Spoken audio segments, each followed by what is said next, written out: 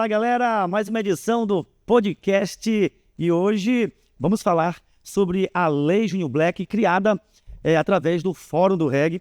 E eu tenho o prazer de entrevistar o jornalista, escritor, DJ e produtor Otávio Rodrigues. Ele atua em várias frentes da comunicação, com uma conhecida trajetória no universo da música afro-caribenha, em especial a Jamaica, também conhecido como Dr. Reggae. Seja bem-vindo ao podcast. É um prazer, Valdinei, estar aqui nesse ambiente contigo, que conheço de longa data, e na Mirante, onde eu tenho uma costela também. Cheguei a apresentar programas, enfim, estou muito feliz e honrado de estar aqui contigo. Inclusive o primeiro programa de reggae, né? Em 1982, é isso? Sim, o programa que eu fiz, exatamente, em 82, o primeiro programa de reggae do Rádio Brasileiro. E a Mirante responsável por fazer o primeiro programa de reggae do Maranhão, que era o Reggae Nights, com Fauzi Baidun e Ademar Danilo em 84, não é isso? Eu era guri, né? Eu era guri. E qual foi a rádio de estreia?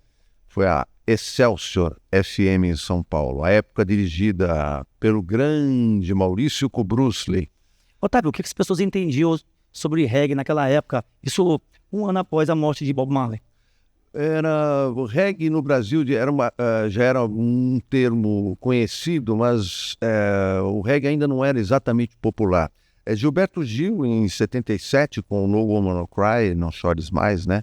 Que meio que introduziu a ideia de um tipo de música diferente, um artista importante como o Bob Marley, que está aí na tua camiseta, que era uma coisa rara, uma camiseta com Bob Marley. Quando a gente se referia, eu estou ouvindo Bob Marley, as pessoas diziam, Bob quem? Não é piada, não era uma pessoa conhecida, um personagem, um artista conhecido até então. E o Brasil vivia, então, uma época em que não havia importação liberada para uma quantidade imensa de livros e discos, nada, vale dizer, não havia internet, não havia computador, nem o fax havia sido inventado ainda. Então, assim, conseguir informação, pesquisar, era um trabalho muito árduo, né? Então é dessa época que vem minha paixão pelo reggae, meu trabalho enquanto jornalista, que estava começando também, e já se associou ao reggae, e surgiu essa ideia de levar a proposta para o Kobrusley, que dirigia a Excelsior, e eu fui lá na cara dura, porque eu não tinha pistolão, ninguém para me apresentar, mas levei um piloto para homenagear Bob Marley um ano após a morte dele, em 1982. E o programa acabou indo para o ar e a partir daí virou um programa semanal chamado Roots Rock Reggae. Isso em 82. 82.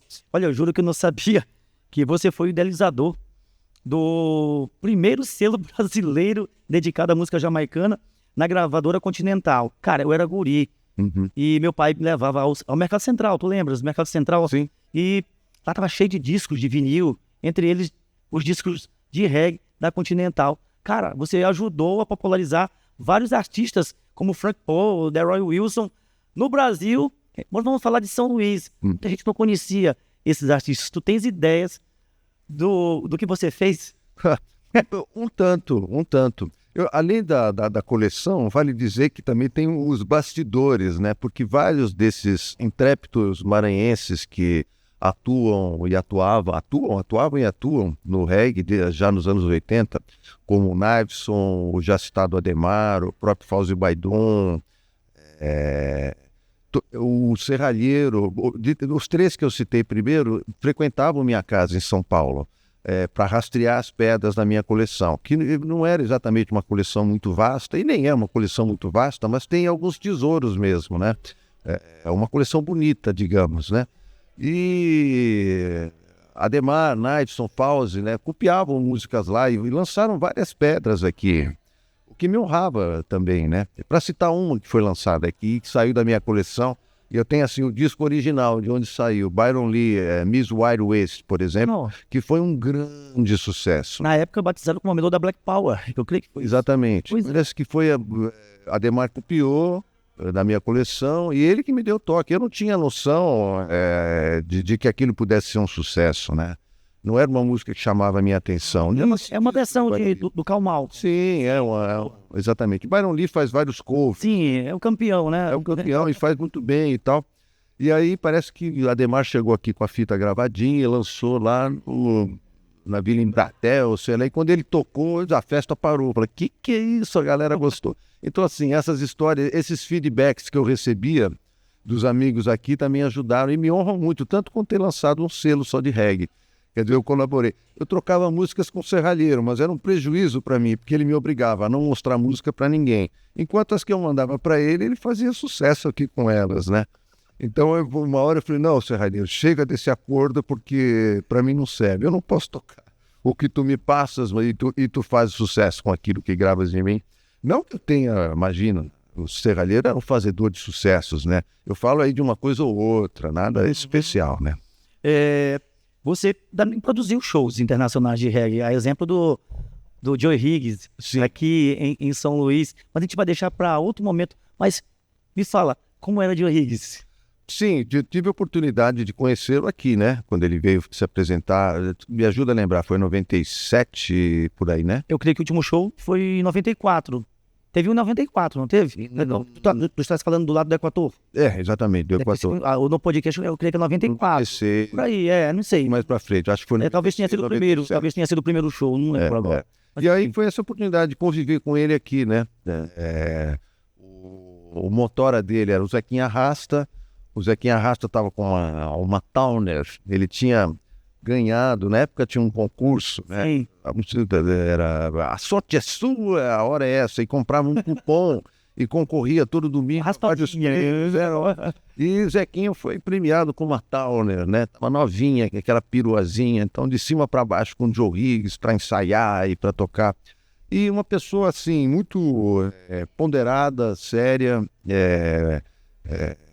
segura, inteligente. Uma breve convivência que eu tive com ele aqui para realizar esse show, porque não é bolinho fazer show, tanto que eu me desestimulei um pouco nessa área. Primeiro a gente fez o show dos Wailers, eu tinha um parceiro, Márcio Rocha, que também tinha um programa aqui na Universidade FM há muito tempo.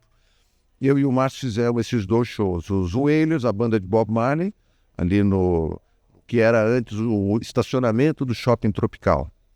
E depois, meses depois, o show do Joe Higgs. Oportunidades muito boas e muito divertidas e que... A gente vai gravar um podcast sobre isso, hein? Eu quero saber mais disso. Vai ser interessante, inclusive o Nath Márcio.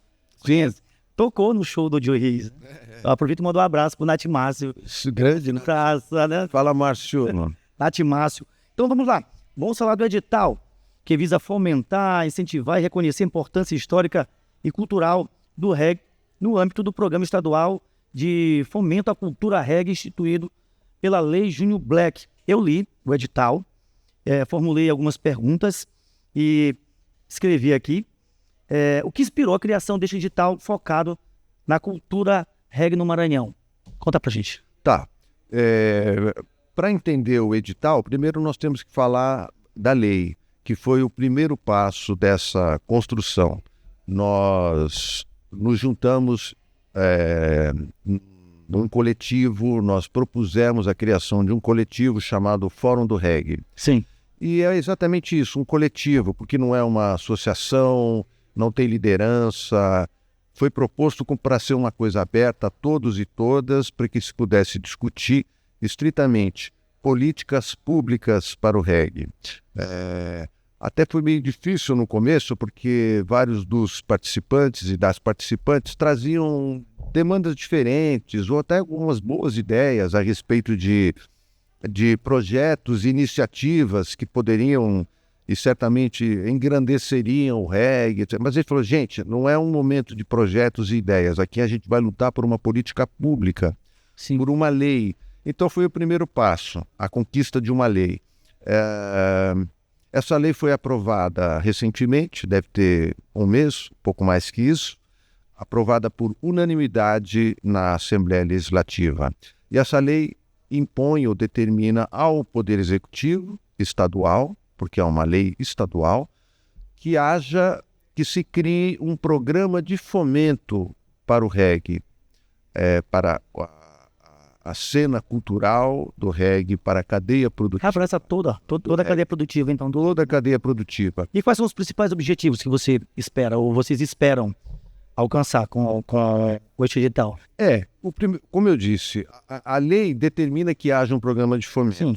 E o executivo agora tem que alinhar junto a essa lei um edital, porque a maneira correta de você ou do Estado distribuir recursos é por meio de um edital, porque o edital é formulado de maneira para ser democrático, amplo, para que seja acessível para todos. Não basta existir uma verba e um programa de fomento se esses recursos forem distribuídos sem um regramento muito claro e que permita que todos e todas possam participar. Por isso que o edital é o segundo passo. Além de uma lei, que agora está para ser sancionada pelo governador, Sim. é fundamental, necessário e importante que haja alinhado à lei um edital. E o edital é basicamente, de uma maneira simples, é como se fosse assim, um concurso, onde as regras de participação são estabelecidas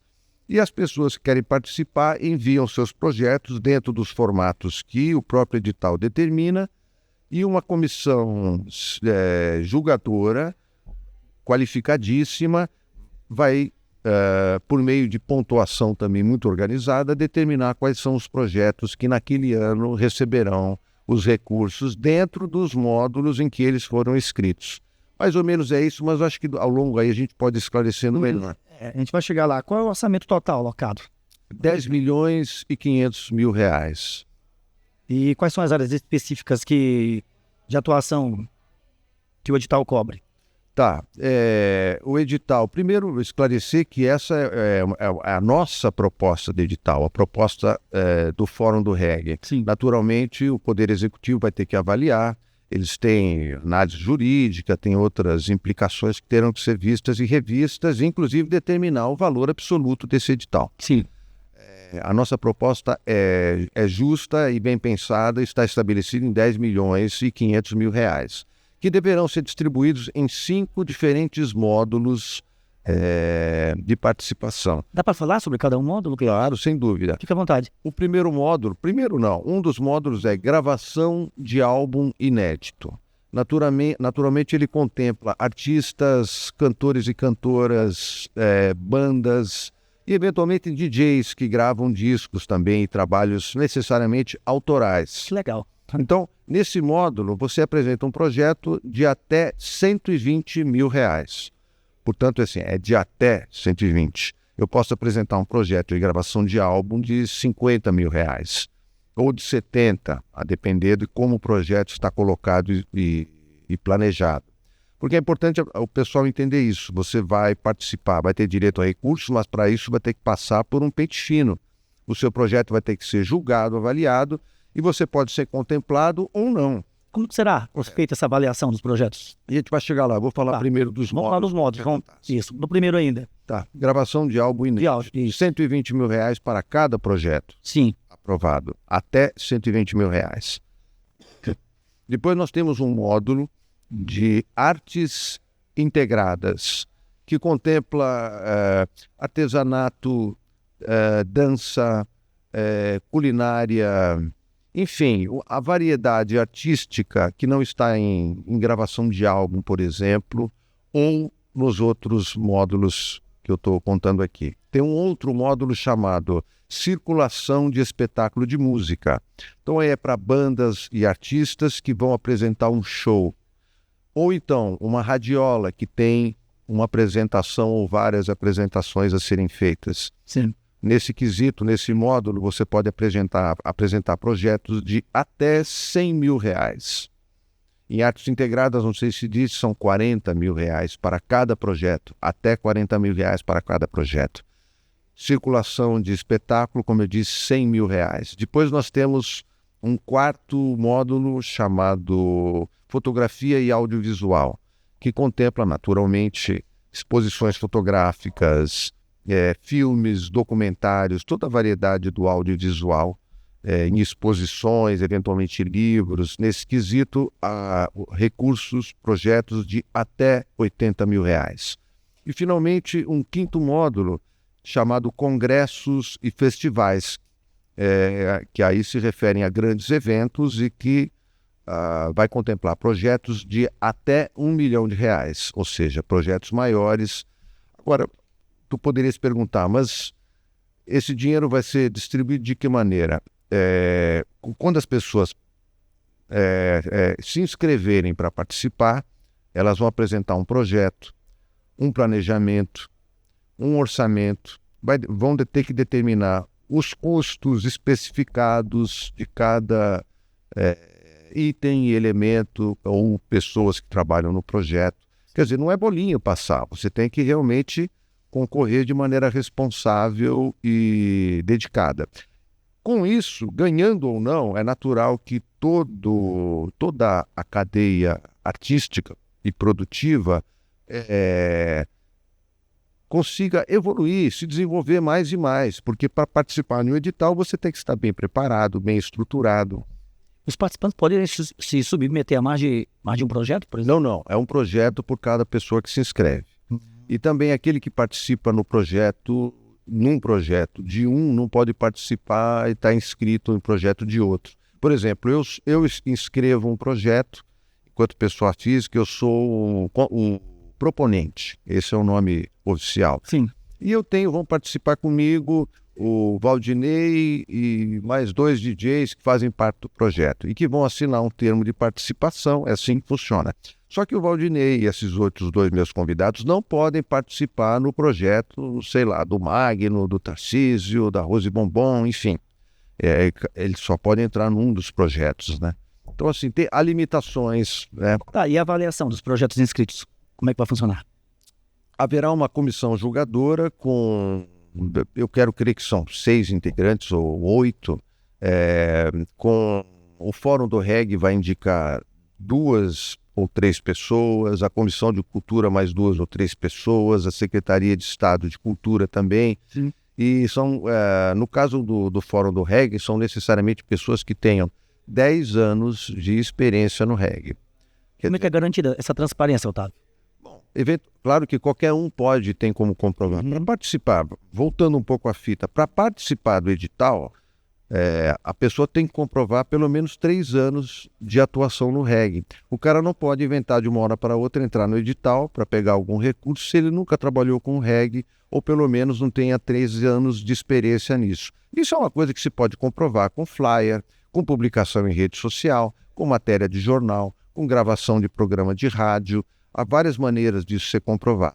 Ingressos, filipetas, existe toda uma munição, inclusive hoje com o mundo eletrônico e virtual. Sim. Ninguém faz um Essa evento. comunicação também dos concorrentes, ou melhor, dos contemplados, também vai ser através... Então, exatamente, você tem que comprovar que tem 10 anos, etc, etc. Olha, tu achas que a questão de Dia Municipal do Regueiro, o reconhecimento nacional como capital do reggae, a nossa dança, a 2, contribuiu para a criação do edital? Sem a menor dúvida. Essas leis, elas trazem prestígio e abrem os olhos das pessoas comuns, aquelas que não são exatamente simpáticas ao reggae, abre os olhos da mídia, chama atenção nacional e internacionalmente. Mas, de qualquer maneira, elas param no prestígio, porque acabam não tendo uma consecução direta em termos de incentivo, fomento, recursos, que é algo que é necessário para você construir uma cena de valor, né? Como surgiu a Lei Júnior Black, a homenagem a Júnior Black? Eu não sei de quem foi a ideia, se foi de Tarcísio ou de outro, mas assim que foi colocada a ideia, foi aclamada de pronto. Claro, há várias pessoas do reggae importantes. Sim. Mas o Júnior Black, por alguma razão... Aconteceu recentemente, a contribuição dele no movimento... A generosidade dele, ele tinha um coração tão grande, e isso é algo que eu digo aqui, e repito o que todo mundo diz e disse a respeito dele. A importância dele nesse aspecto, né, de generosidade, ele ajudou e colaborou para o crescimento do reggae, sem dúvida, não só pelo trabalho que ele fez enquanto pesquisador, viajante, radioleiro, DJ, comunicador, enfim... Mas esse coração, essa generosidade que ele tinha... Homenagem justa. Muito justa, e foi uma pena mesmo, uma perda muito grande, né? Entre outras que ocorrem. Tadeu deu Botalar recentemente, Serralheiro já citado, a Nega Glícia. E a gente sabe que, bom, seremos nós. Zé Roxinho. É por isso que a lei Junior Black, que aí está, e esse edital que a gente agora precisa sensibilizar o governador e o Poder Executivo para abraçar o edital, ele deixa um legado. Porque é inevitável que eu morra um dia, que nós que estamos aqui desta geração, e somos um pouco mais antigos, tu ainda é, né? Ainda mais jovem. Te engana não. Não te engana com boné e com... Mas a gente passa, a gente vai passar, assim como vários que fizeram o reggae nos anos 70, 80, 90, também já partiram. É necessário que fique um legado. Não podemos esperar que nós, alguns líderes e comunicadores e radioleiros, DJs que carregam o andor, vivam para sempre. E, portanto, a renovação é fundamental para que a cena do reggae em São Luís e no Maranhão, porque é uma lei estadual, tenha continuidade e, mais que isso, crescimento. Porque nós estamos falando da Jamaica brasileira, da capital nacional do reggae, que são títulos que se confundem com a capital e o próprio estado. Porque aquilo que São Luís produz, emana e se multiplica por todo o estado. E, como eu disse, é uma lei estadual. Mas esses títulos precisam ser validados na prática. Se nós somos, de fato, a Jamaica brasileira, é necessário que essa e outras iniciativas marquem posição. Quer dizer, São Luís está demandando um grande festival de reggae. Há certo tempo, já teve. Sim, o Maranhão. Mas né? Assim, como também uma estrutura de recepção dos turistas. Muitos turistas vêm para cá, evidentemente por conta da beleza do patrimônio histórico de São Luís, das belezas naturais de Lençóis, Santo Amaro, Barreirinhas, adjacências, etc. Mas segundo consta, o segundo interesse dos turistas e viajantes é o reggae.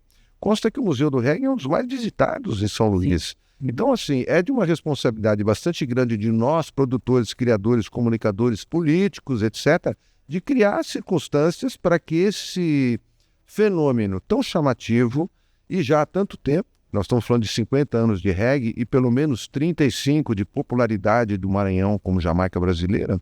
E é algo incrível, né? É algo incrível que só tem... Você já viajou muito, é algo que só tem em São Luís, né? Sim e não, né? Porque o reggae é um fenômeno mundial, né? O povo ainda continua saudosista. Você viajou, você morou aqui, foi para São Paulo e retorna a São Luís. Como você vê o cenário atualmente? Muita mudança. Porque eu vivi aqui nos anos 90, que é a chamada era de ouro do reggae aqui, por razões que são até discutíveis, mas que são inegáveis. As radiolas eram imensas até então, as viagens da rapaziada para buscar disco, houve assim uma profusão de novidades aqui em termos musicais, né? Quando se pensava na virada dos 80 para os 90, né? A preocupação dos DJs radioleiros aqui é que as pedras iriam acabar, né? E ao longo dos anos 90, né? Novos baús e barris foram descobertos, né? A gente tem uma virada musical, né? Ali, 99, 2000, a gente tem uma virada que permitiu... A Rala começou a produzir... A ouvir coisas novas, e a virada, a produção musical. O dancehall começou a ser mais ouvido. Sim, o New Roots chegou com muita força também. Acho que é papo para outro podcast. As lambadinhas sempre fizeram sucesso, etc. Como chamava aqueles reggaes mais apressadinhos. Então, assim, o reggae... Agora, não dá para comparar São Luís com São Paulo, porque são cenas distintas. São Paulo... Eu imagino que tem assim... Tem esse movimento de radiola em São Paulo, né? Sound System. Sim, mas é uma coisa gigantesca. Muito rocksteady lá em São Paulo. Aqui em São Luís, a gente não absorveu. Você tem cena rocksteady, você tem cena dub, e são cenas grandiosas, porque tudo em São Paulo é gigante. Quando a gente fala que a cena reggae de São Paulo talvez seja maior do que a de São Luís, as pessoas aqui acham estranho. Mas é que São Paulo é muito grande. Então, por exemplo, aquilo que no passado era banda de garagem, na periferia em São Paulo hoje é sound system. É equipamento de som e difusão de reggae e DJs que atuam no microfone. Talvez por isso que alguns artistas não passam para o São Luís, né? Por exemplo, Tuts foi a São Paulo, não passou. Lipelri. Tem público, tem mercado. Então, eu costumo dizer que São Paulo talvez seja a maior reggae city do mundo. Em termos assim de grandiosidade. E outros especialistas afirmam que é Tóquio. Tóquio talvez seja a maior reggae city do mundo, porque é grande também e o reggae é muito, muito popular. Estamos citando apenas duas grandes Sim, metades. até porque eu falei a nossa particularidade. A gente Agora, a natureza, somos saudosistas. a natureza, os aspectos e a história que São Luís e o Maranhão têm com o reggae, isso sim é original. E Sim, sim. o apreço, Te manteve, né? a popularidade, Viva essa história, né? que é uma A coisa gente continua peculiar. tocando Dennis Brown, continua tocando Peter Tosh, Bob Marley, Delroy Wilson, Byron Lee. A gente continua, talvez outros locais não, né? É muito peculiar. Pois é. E não, eles tocam os antigos. Como Sim. citaste o Rocksteady, tem artistas do Rocksteady que cantam em São Paulo, inclusive que moram aqui, os Pioneers, né?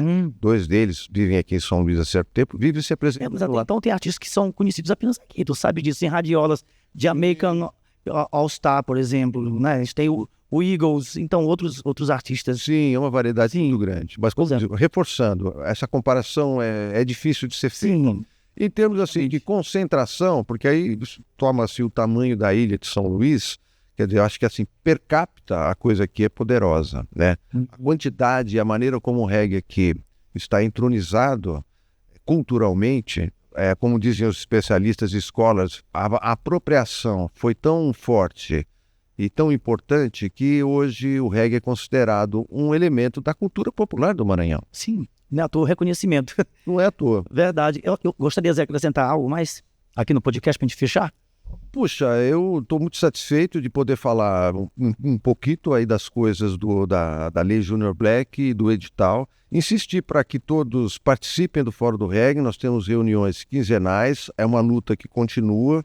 Eu acabei de dizer, temos a lei aprovada por unanimidade, falta a sanção do governador, falta alinhar junto a tudo isso esse edital valiosíssimo, democrático e cidadão, para que todos e todas possam participar, para que haja continuidade na cena reggae de São Luís do Maranhão, para que a Jamaica brasileira, capital nacional do reggae, enfim, todo o estado regueiro mantenha a sua fama e possa distribuir recursos para o crescimento, para a valorização e excelência da produção artística, cultural e econômica relativa ao reggae por aqui. Obrigado, Valdinei. Parabéns pelo Reggae Point, que é um clássico, é uma instituição. Apresentou o Reggae Point. Durante certo tempo aqui era o Rádio Reggae. Rádio Foi uma passagem relâmpago aqui. E depois o Bumba Beat. Bumba Beat. Durante larga temporada. O primeiro cachê aqui no Sistema Mirante saiu dele. E eu lembro quanto foi, hein? Quanto foi? R$10. Pô, mas aqui era dinheiro nessa época. Pô. Pois é. Um cachê bom, cara. Era novinho. Obrigado, Otávio. Obrigado. A gente vai continuar falando sobre a Lei Junior Black. Eu também quero conversar contigo sobre os shows, sobre Joey Higgs. Vamos. Tem muita coisa para falar, né? Conta comigo. Sobre o Stanley. Vamos. Tem muita coisa para gente falar aqui. Obrigado mais uma vez. Valeu. Até a próxima aqui no podcast do Reggae Point. Até mais, galera.